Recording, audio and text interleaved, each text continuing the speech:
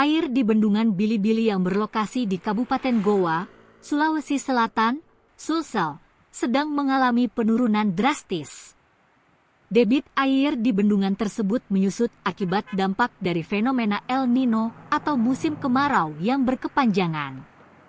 Bendungan Bili-Bili terletak di perbatasan Kecamatan Bontomaran Nuparangloi dan Manuju.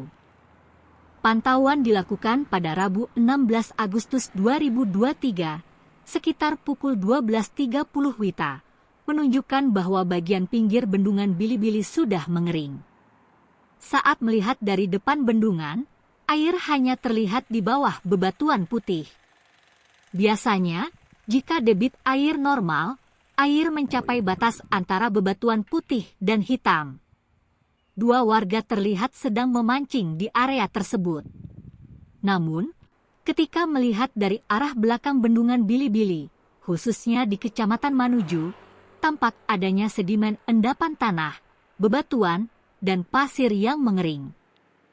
Petugas keamanan setempat mengungkapkan bahwa setiap orang yang ingin masuk ke area bendungan Bili-Bili harus memperoleh izin terlebih dahulu dari Balai Besar Wilayah Sungai Pompengan Jeneberang, BBWSPJ. Ia menyatakan bahwa jarak dari jembatan ke bawah kira-kira 100 meter. Normalnya biasanya air mencapai batas antara batu putih dan hitam. Saat ini, kondisi sudah termasuk kering karena airnya sudah di bawah batu hitam, ungkapnya. Data terbaru yang diterima dari Posko Induk BBWS Pompengan Jeneberang menunjukkan elevasi bendungan Bili-Bili pada pukul 14 WITA adalah 85,96 mdpl, volume 95,273 juta m3. Status bendungan Bili-Bili saat ini masih dalam kategori normal, meskipun ada ancaman kekeringan. Kondisi cuaca saat ini terpantau cerah.